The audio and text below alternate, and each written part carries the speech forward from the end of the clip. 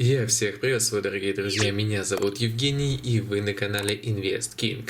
И сегодня я отобрал для вас 10 акций на долгосрок, которые можно купить и забыть. Эти акции невероятно надежные, но при этом должны показывать и отличную динамику роста.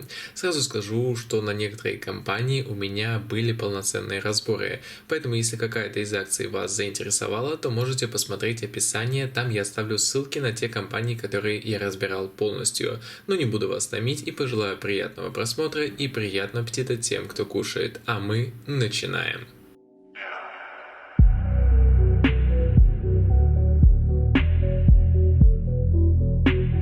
И начнем мы с очень необычной и незнакомой акции для многих инвесторов. Компания Service Corporation, тикер SKY. Service Corporation занимается похоронным и кладбищенским бизнесом. Это самая крупная компания подобного типа в Северной Америке. Компания оказывает ритуальные услуги по всему миру. Корпорация владеет похоронными бюро, кладбищами и крематориями. В настоящее время владеет и управляет более чем 1900 похоронными бюро и кладбищами в 44 штатах, 8 провинциях Канады, округе Колумбия и Пуэрто-Рико. Также компания активно расширяется за счет того, что выкупает многих конкурентов. Все понимают, что это вечный бизнес, так как люди будут умирать всегда, и на самом деле, как бы это не было жестоко, но пандемия была только на руку компании. Если мы посмотрим на динамику доходов, то увидим идеальную лесенку роста, что меня очень радует. Растут очень доходы стабильно, и среднегодовой темп роста выручки порядка 7% ежегодно, что, согласитесь, очень неплохо. Свободный денежный поток или же free cash flow компании также растет. У компании отличная маржинальность и рентабельность бизнеса, которая намного выше и лучше, чем средняя по индустрии. Также, что касается показателей стоимости, компания выглядит довольно интересно. Текущий показатель P на E составляет лишь 15, то есть компания окупает свою стоимость или же капитализацию своей чистой прибылью за 15 лет. Мы видим, что компания в принципе оценена справедливо, ее нельзя назвать прямо сильно недооцененной, но и перекупленной ее тоже не назовешь. Ну и дивидендная доходность компании составляет скромные 1,3% на вложенный капитал. Да, это немного, но у компании мы видим довольно хороший рост этих самых дивидендов, ежегодно практически на 11%, а также довольно низкий показатель payout ratio, меньше 22%, что говорит нам о том, что компания в целом спокойно может выплачивать и наращивать дивиденды в будущем. Компания невероятно стабильная, поэтому и дивиденды на самом деле такие невысокие. Но в целом компания также показывает отличную доходность за счет роста котировок, поэтому, как по мне, отличный и надежный актив на долгосрок. Также компания производит процедуру обратного выкупа акций или байбека, и причем очень даже неплохими темпами, что увеличивает нашу долю в компании как инвесторов и положительно сказывается на котировках. И никакой кризис не повлияет на клиентов компании, потому что люди будут, к большому сожалению, умирать всегда. Компания интересна к приобретению и по текущим уровням, но идеальная цена для добавления данного актива уровни около $60 за акцию, но пока что не вижу гарантии, что компания в ближайшее время туда спустится. Но если спустится, то смело можете добирать. Ну и следующей компанией будет Goldman Sachs, тикер GS. Goldman Sachs – это ведущая мировая инвестиционно-банковская компания, предоставляющая широкий спектр финансовых услуг для значительной и диверсифицированной клиентской базы, в которую входят корпорации, финансовые учреждения, правительства и частные лица. Основана компания в 1869 году. Штаб-квартира расположена в Нью-Йорке. Офисы сосредоточены во всех крупных мировых финансовых центрах более чем 30 странах мира. Основными направлениями деятельности компании являются инвестиционный банкинг. Здесь компания использует консультационные услуги, андеррайтинг, корпоративное аккредитование. Далее глобальные рынки – это брокерские услуги, услуги маркетмейкера, управление активами, доверительное управление капиталом клиентов, управление благосостоянием, брокерские и консультационные услуги для частных лиц и малых средних предприятий. Но Goldman Sachs, несмотря на свой большой возраст, не стоит на месте и активно развивается, старается идти в ногу со временем.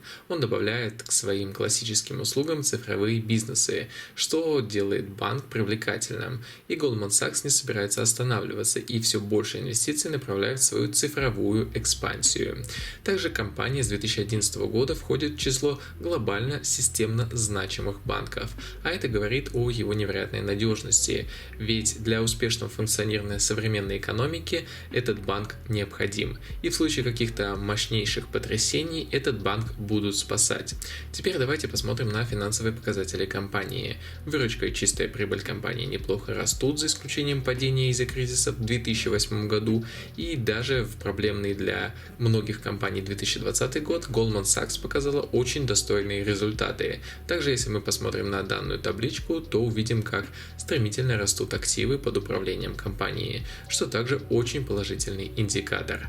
Еще хотелось бы отметить, что у компании очень хорошая чистая маржинальность работы бизнеса, которая намного выше индустрии.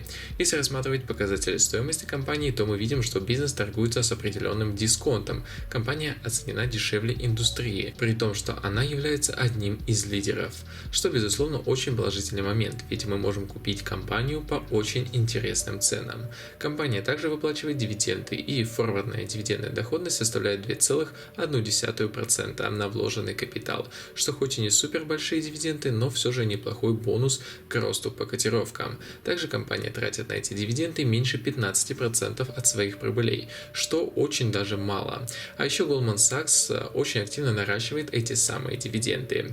Также я не мог не упомянуть о том, что компания производит обратный выкуп акций или же байбек. В общем, как по мне, очень интересная инвестиция в один из крупнейших в мире банков. На следующей акции будет компания General Dynamics Corporation, тикер GD. Американская компания – один из крупнейших мировых производителей военной и аэрокосмической техники.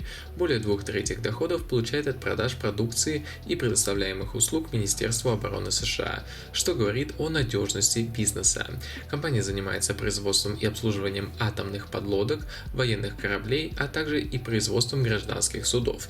Также компания производит военную технику, например, танки и зенитные ракетные комплексы, снаряды и запчасти для них. Еще очень важное направление деятельности в наше время – это информационные технологии. Здесь компания занимается целым спектром военных и околовоенных задач в виртуальном пространстве, а также кибербезопасности. Но и это еще не все. Компания также производит и продает частные бизнес-джеты под брендом Gulfstream. Конечно, в этом направлении есть и военные самолеты, и заказы от Министерства обороны, но они составляют лишь небольшую часть в этом направлении.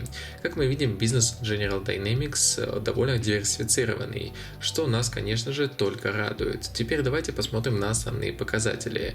Как мы видим по динамике доходов, они растут, хотя и не быстрыми темпами, но все же наблюдается рост. Также свободный денежный поток довольно стабилен и имеет тренд на увеличение. Теперь же давайте взглянем на маржинальность бизнеса. Она довольно неплохая. Чистая маржинальность составляет 8,5%.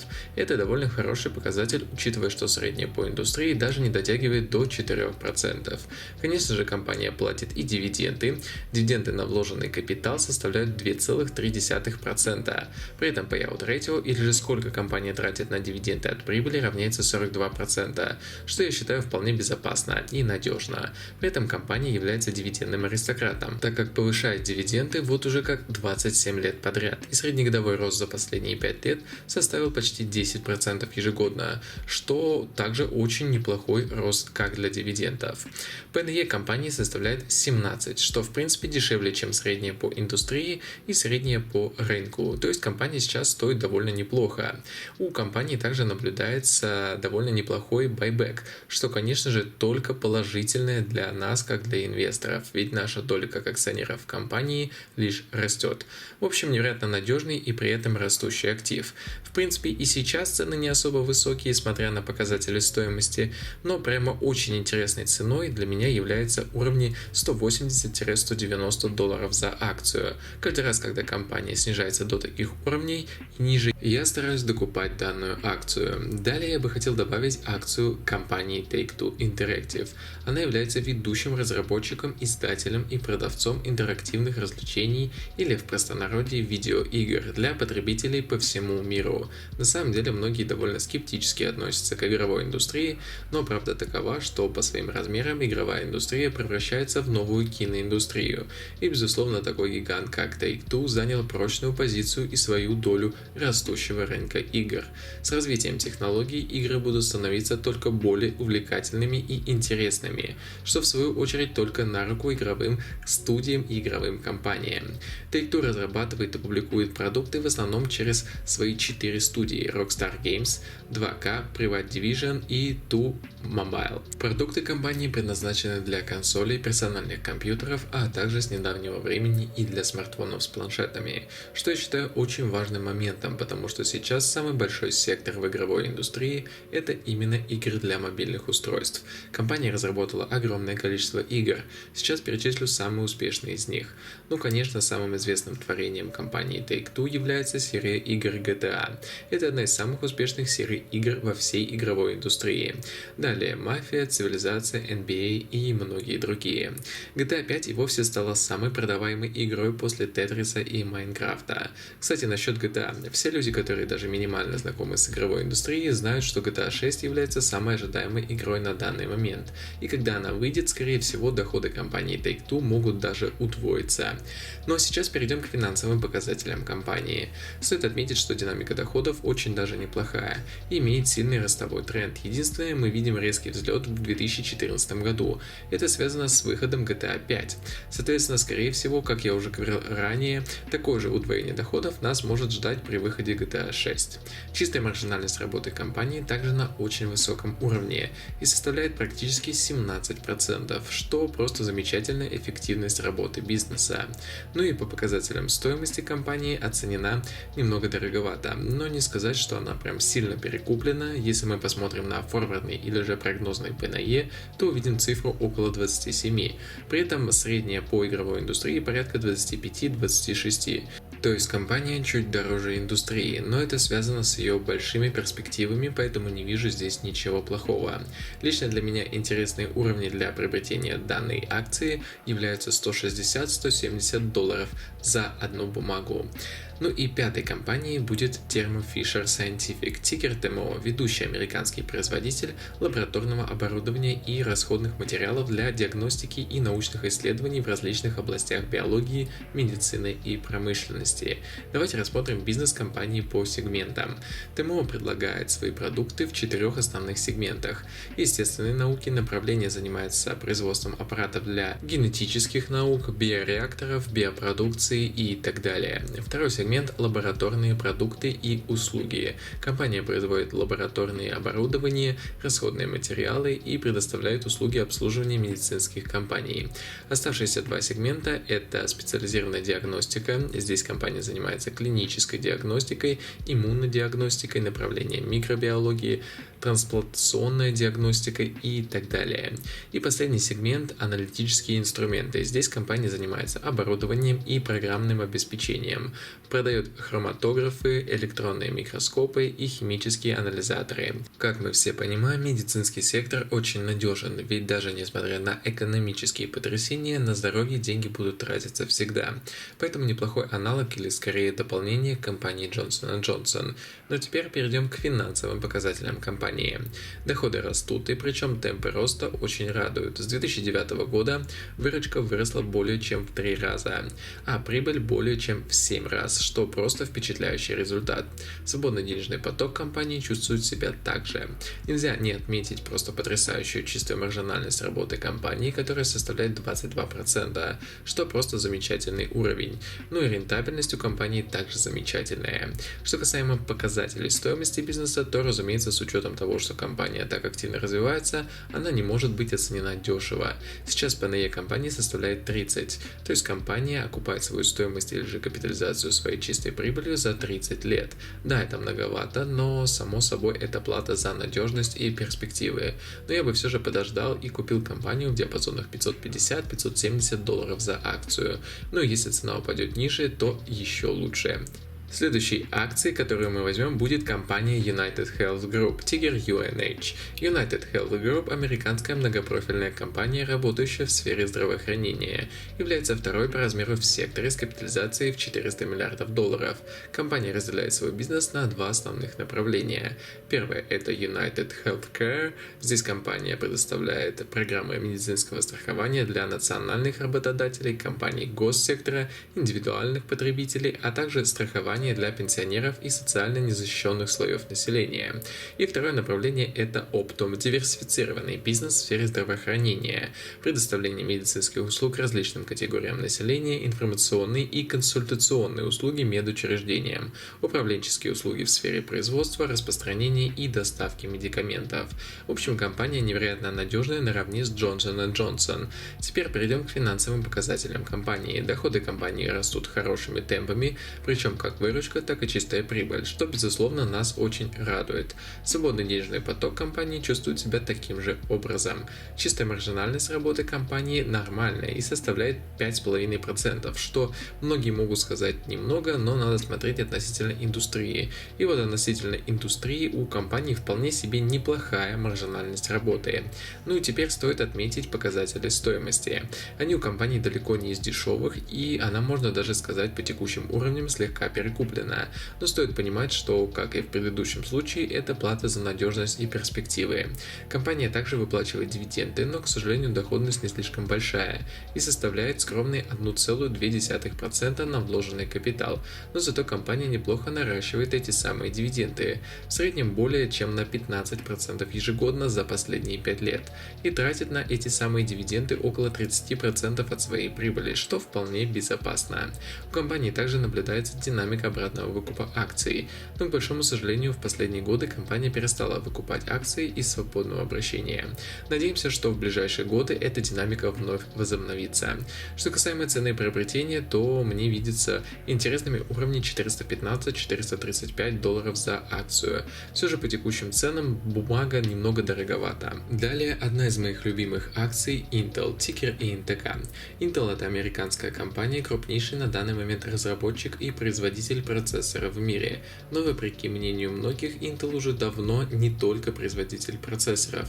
Сейчас компания активно занимается огромным количеством перспективных направлений, таких как дата-центры или центры обработки данных, интернет вещей, автономное вождение, а также Intel сейчас строит заводы для производства полупроводниковой продукции для других компаний. То есть фактически то же самое, чем занимается Taiwan Semiconductor. В общем, Intel не только создатель процессоров, но и вполне себе разносторонний развивающийся IT-бизнес. Что касаемо финансовых показателей компании, то она наращивает как выручку, так и чистую прибыль. Конечно, темпы не сказать, что отличные, но все же неплохие. Если у компании получится реализовать свои планы по развитию технологий в сфере полупроводников, то мы сможем увидеть намного более стремительный рост доходов, чем мы наблюдаем сейчас.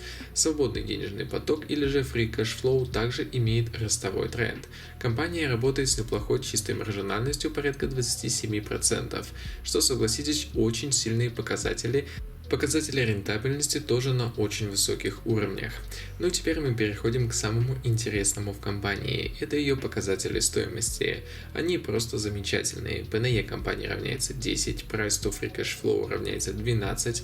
При том, что это невероятно низкие показатели, стоит еще учитывать, что компания продолжает наращивать свои доходы, что говорит нам о серьезной недооценке бизнеса. При этом компания не забывает выплачивать щедрые дивиденды с доходностью 2,7% на вложенный капитал и повышать их на 6% ежегодно. А также бизнес производит процедуру байбека и очень неплохими темпами. Выкупает собственные акции из свободного обращения. Отличная компания даже по текущим ценам. Ну и следующей компанией будет всем вам хорошо известная и горячо любимая PepsiCo. На самом деле многие знают компанию исключительно как производителя одноименных газированных напитков Pepsi. Но это далеко не так, ведь компания занимается еще огромным количеством направлений, а именно детским питанием, представлено такими брендами как Агуша и Чудо-детки, молочной продукции, также соками, такими как Любимый, J7, Фруктовый сад, Сок Я и, конечно же, снеками, то есть закусками, где у компании самый знаменитый бренд чипсов в мире – Lay's. Но также у нее есть бренды Хрустим, Cheetos и Doritos. Я думаю, большинство тоже о них слышало. Ну и разумеется, в напитках у компании можно отметить, как уже ранее упоминалось, один из двух самых популярных газированных напитков в мире – Pepsi, далее 7-Up, Mirinda, минеральная вода Aqua, энергетики Adrenaline Rush и Drive, а также холодный чай Lipton. В общем, безусловно, это просто невероятно популярные бренды, и и все это сосредоточено в одной компании. Соответственно, все мы понимаем, что данную продукцию люди любят и будут потреблять всегда, поэтому за стабильность доходов у компании можно особо не переживать, но, соответственно, за такую надежность и безопасность нужно платить, и платим мы не очень высокой доходностью, которую мы можем получить при вложении в данную бумагу. Доходы компании растут, но не очень быстрыми темпами. То же самое происходит и со свободным денежным потоком компании. Бизнес имеет просто отличную чистую маржинальность, как для компаний пищевой индустрии, а именно 10,5%, при том, что средняя по индустрии порядка 4-5%. Pepsi выплачивает неплохие дивиденды с доходностью 2,5% на вложенный капитал, что очень даже неплохо. При этом среднегодовой рост дивидендов за последние 5 лет составил более 7%, а наращиваются дивиденды вот уже как 49 лет подряд, что, согласитесь, впечатляющий результат. А вот что касаемо показателей стоимости, то компания оценена далеко не дешево, и даже несмотря на то, что доходы компании будут расти, я считаю текущую цену перекупленной. Интересной компания для меня становится каждый раз, когда опускается до уровня $130-145 за акцию, и я считаю, что при таких уровнях можно приобретать данную бумагу. Ну и предпоследней компанией в нашем выпуске будет рейд-компания Stack Industrial, владелец и оператор промышленной недвижимости и складов. Он ориентирован на промышленную недвижимость с одним арендатором и насчитывает около 450 зданий в 38 штатах США. В основном арендуют недвижимость у компаний и бизнесы, связанные с онлайн-ритейлом. В основном пандемия коронавируса очень сильно ударила по рейтам, но так как в основном наша компания работает с компаниями онлайн-ритейла, то этот бизнес даже выиграл от пандемии и смог увеличить свои доходы. Поэтому при дальнейшем развитии онлайн-ритейла спрос на площади помещения нашей компании будет только расти. Также бизнес в компании очень диверсифицирован, потому что у компании огромное количество клиентов, и самый крупнейший клиент — это компания Amazon. И даже если она уйдет от услуг нашей компании, то Stack потеряет всего лишь 2,9% от своих доходов. В целом бизнес компании мне видится очень перспективным и быстро развивающимся. Об этом свидетельствует и увеличение доходов компании. Как доходы компании растут очень быстрыми темпами, за последние 5 лет доходы выросли ровно в 2 раза, и последние 4 года компания также показывает отличный рост чистой прибыли. Компания выплачивает ежемесячные дивиденды с доходностью 3,2% на вложенный капитал. При этом payout ratio, или же сколько компания тратит на дивиденды, равняется 70%. Что касаемо показателей стоимости, то так как это REIT актив, показателя P на E у компании нету, и поэтому мы возьмем аналог, показатель Price to FFO. У Stack он составляет около 22, что видится мне как почти, можно сказать, немного перекупленный актив, но не критично. Рассматривать данную компанию к приобретению я бы стал на уровнях около $40 за акцию. Как по мне, это очень привлекательные ценовые значения для данной компании. И закончить я бы хотел с компанией, владеющей сетью супермаркетов Sprouts Farmers Market, тикер SFM. Sprouts – американский продуктовый магазин, ориентированный на здоровое питание. Основное внимание уделяется свежим продуктам естественного происхождения. Фирма продает чуть более 20 тысяч товаров, с которых более 90% являются натуральными или органическими. А как мы знаем, сейчас в США, да и во всем мире наблюдается определенный тренд на здоровое и натуральное питание, что, конечно же, только на руку нашей компании. Компания активно развивается, строит новые магазины, также активно развивает свои сервисы онлайн-торговли. У компании, по моему мнению, есть очень неплохие перспективы для роста. Компания также показывает просто невероятный рост доходов. За последние 10 лет выручка выросла больше, чем в 10 раз, а чистая прибыль и того больше. Мы видим идеальную лесенку роста выручки и чистой прибыли, что, конечно же, нас очень радует. Компания, несмотря на свои бешеные темпы роста, еще и стоит дешево. P/E компании составляет 12, то есть компания окупает свою капитализацию, или, проще говоря, стоимость всего лишь за 12 лет, что намного лучше, чем в среднем по индустрии. Средняя по индустрии, на секундочку, 20, что значит, наша компания дешевле конкурентов почти в 2 раза. У компании отличная маржинальность для ее сектора. Средняя маржинальность по индустрии составляет 1,5-2,5%, а вот чистая маржинальность нашей компании составляет 4,5%, что, конечно же, не очень много в в сравнении с другими секторами, допустим, IT или биотехи, но это особенность этого сектора – продовольственных товаров, и для этого сектора маржинальность отличная. Эта компания одна из немногих, которая привлекательна и по текущей цене. Если компания и дальше будет наращивать свои доходы такими же темпами, то мы увидим отличный апсайд по котировкам. В общем, дорогие друзья, на этом мой ролик подходит к концу. Я надеюсь, вам было интересно, а главное полезно. Я очень много сил потратил на этот выпуск, поэтому очень надеюсь на вашу поддержку. Напишите комментарий, если вам не сложно, то поделитесь этим видео с друзьями, и мне будет очень приятно. Огромное вам всем спасибо за просмотр, за вашу поддержку. С вами был я, Евгений, и канал InvestKing. До новых встреч, друзья. Аривидерчи.